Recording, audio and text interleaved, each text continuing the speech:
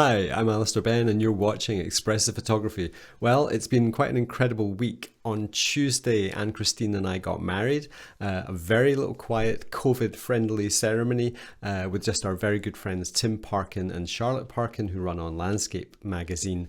They were our witnesses, and we went up to Glen Nevis and took some lovely photographs just before the rain started. The second incredible thing that's happened this week is my book is finished and is now ready to buy.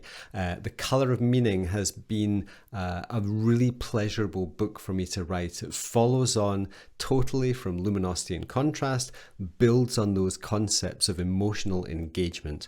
Now, this is a bit of a game-changing book. There's hundreds of books out there telling us how to do things in terms of techniques and 5 quick tips to make your landscape photography better. Very few people are writing about personal development and how our emotional relationship with the landscape is the most important thing.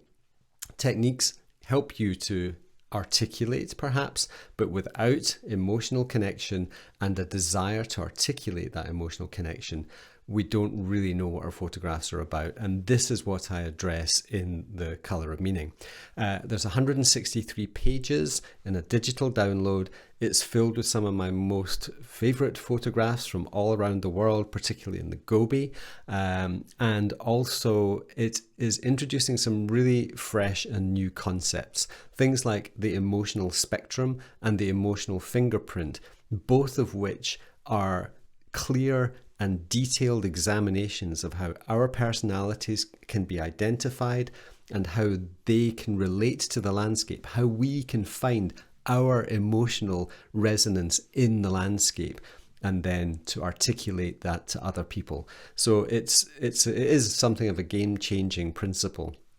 And of course, I talk about things like the relationship between colour and contrast, colour and luminosity, and transitions, how to pull people through the frame, how to guide people, not just visually, but emotionally. I finished the book in 2 ways. The first one is with introducing the lab color space. Many of you will be familiar with RGB and perhaps CMYK if you do some printing. Lab allows us to do things that are impossible in RGB.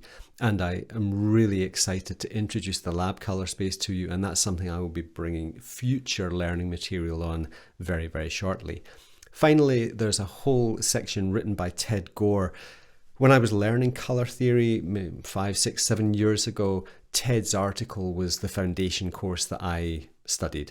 It's, to my mind, it's still the best article out there on colour theory, and Ted has very kindly agreed to allow us to publish it in this ebook. So it's a pleasure to bring Ted's work to you also. That's it. Click on the link below. Please explore the book. I hope you enjoy it. It's been a labour of pure passion for me, and I'm very excited to bring it out there to the world.